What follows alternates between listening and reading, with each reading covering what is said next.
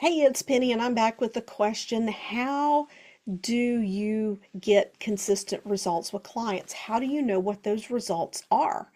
How do you know what kind of results you can get with what type of clients? And this is a great question because the answer comes down to the client. But before I get into that, I want you to subscribe, like, share this video, leave a comment below. Now, there are a few reasons why I may not believe results. Or let me back that up. I said that completely wrong, and I do not want to edit this video. Perfectionism is just not in my thing. You can see results, and people will talk about the results that they get. And there is one situation where I don't care what results someone tells me they get. I absolutely take everything they say and I drop it out the window and I ignore it. And here's what that is. When someone's telling you the results that they get with clients, the first question you ask is, at what time frame after your work together do you follow up and check in? If they don't follow up with their clients, what they are telling you has zero weight. None. Nada. Okay? And I'm going to tell you why. People can feel great in a session. I'm never going to smoke again. This is amazing. I love this. They go out, they do good for a couple of weeks, and then something happens on a project and their boss chews their ass out. They get in the car, they drive to the closest convenience store, they get a pack of Marlboros, and they're calling you, it didn't work, it didn't work. Or they're so embarrassed, they don't call you because they feel like they screwed up. There's something wrong with me. Or they're like, well, that hypnosis didn't work. They don't know what they're doing. Not going back there. Nope. If there's no follow-up, you don't know. Now, a lot of this comes down to the client when it comes to results. But when it comes down to the client, it's more about who the hypnotist says yes to in terms of results. People can be in a situation where they come in, oh yeah, I'm wanting hypnosis, I want to lose weight. My only other option is to have lap band surgery, but I really want to lose weight. I want to see if hypnosis will work first. This is a true story with me. It was when I reopened my practice in Mississippi. Took this client on, and it was deep emotion-driven behaviors. It was like abandonment, attachment, emotion-driven behavior. And where it came from was that the father worked very long shifts, and he knew that she was just left on her own by her mother. So before he would go in for these 24, 48-hour shifts in this job he did, he would bake her a big pan of brownies to help her feelings because mom was too busy to give 2 cents. She took care of herself. I'd always been that way. Mom just wasn't a very touchy-feely, present, engaged mom. Not saying she was a bad person. Maybe she just didn't have a better example. I don't know. So we start getting close, and she's digging in and resisting. When she realized that the problem laid in her past and that we were going to unravel this connection to these brownies, it was all over for her.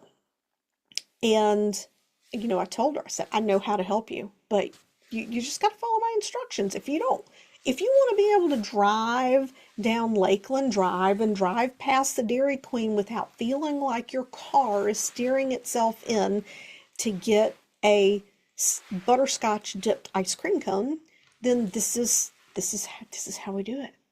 This is how we do it. All right, all right, all right. I'll do better next week. She comes back next week, and when she realizes we're going there again, same thing. And she finally said to me, well, I just really need to do these sessions to prove to my husband that I tried hypnosis and hypnosis doesn't work because he won't pay for my lap band surgery if I don't try something else first. I pulled out my checkbook and wrote her a check and gave her her money back. She would never succeed. She would never succeed. And if I had continued to do the sessions anyway, knowing she would never succeed, she would have told everybody, oh yeah, I did that hypnosis. It didn't work. It didn't work for me. But people perceive that as I didn't work for her. The other thing is if someone's wanting, so that's number one, they're wanting to do it for someone else. Number two, they're half in, half out. Well, you know, I figure it's time to stop smoking. I may as well try. Try? But tell me what you mean by try. Well, you know, I just figured nothing else works. Well, you know what? It sounds like you're really not ready for hypnosis yet.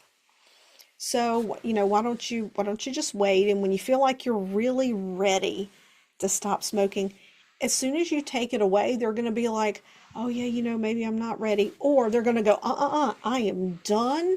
I am over being a smoker. I've had it. I am done putting ding-dongs, Hotos, and Twinkies in my mouth. This is it. I'm over it. I am done people-pleasing. I am done over-giving to other people. I am done procrastinating. When they're done, that's your perfect client. Those are the people who get results. Now, that being said, you still have to have the skills and techniques to get those results. But I'm telling you, I don't care if it's overeating, if they're having a lot of worry, fear, overthinking, procrastination, they're spending too much, they're drinking too much. Now, true addictions are a whole different thing. We're not going to, deal with that here.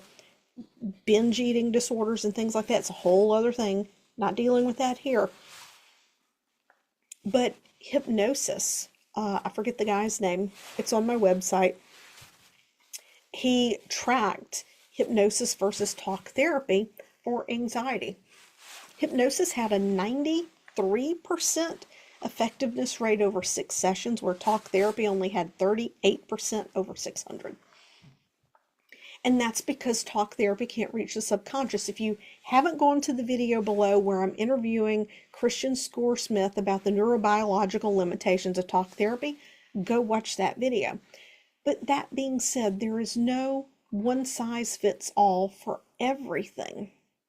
And every client is going to be different.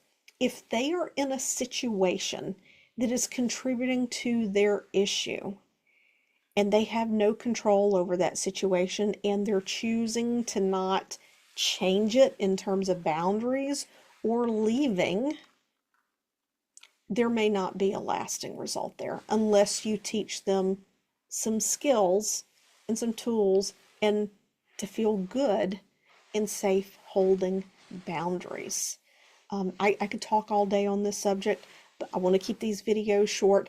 But when it comes to specific results for specific outcomes, never guarantee an outcome, but I can tell you in the style of hypnosis that I do, I will guarantee people a shift. And I will tell them, I can guarantee you I will get you a shift. We will shift these beliefs. We will move this. Now, what you take with it and you do with it, that's going to be up to you, because people still have free will and choice. And that's one of the things that you can say to people. If you think they're on the fence and you're not sure they're 100% committed to changing, you can say that. I can get you the shift that will enable you to do this. But it's up to you to take that shift and go do something with it. And that will, some people will weed themselves out right there. Another example, though, this is a really good one. I had someone come to me once. They were a new coach, and they came to me because they thought they had a money block because they didn't have clients on their calendar. Well, I had to ask questions to see what the problem was to know if it was something I could help. Well, this person thought that they could just sit, or they wanted to believe that they could just sit, and I'm all about law of attraction, manifestation, abundance. I'm into all of that. But co-creation requires being and doing, aligned action. We have to do something, inspired action. They literally thought they had a money block because they would sit and send out their positive intention and energy in the world, and their calendar wasn't filling up. I'm like, what are you doing to market? Well, nothing. I'm like, what do you mean you're doing nothing to market? Well, I'm setting my intention. Well, if you're setting your intention, but you're not actually telling someone, hey, I'm a coach now, come book on with me. I said, how's anybody going to know you're there? Then they're like, oh my God. And I'm like, what? And they're like, I just realized I'm afraid that my boss will think I'm being disloyal if he were to see me posting on social media, even though he's told me he wants me to start my own business. I said, now that I can help you with. That I can help you with. So we ended up taking him on as a client, and we got resolution in one session on that. So results, it's going to depend on the client and how committed they are to getting the change.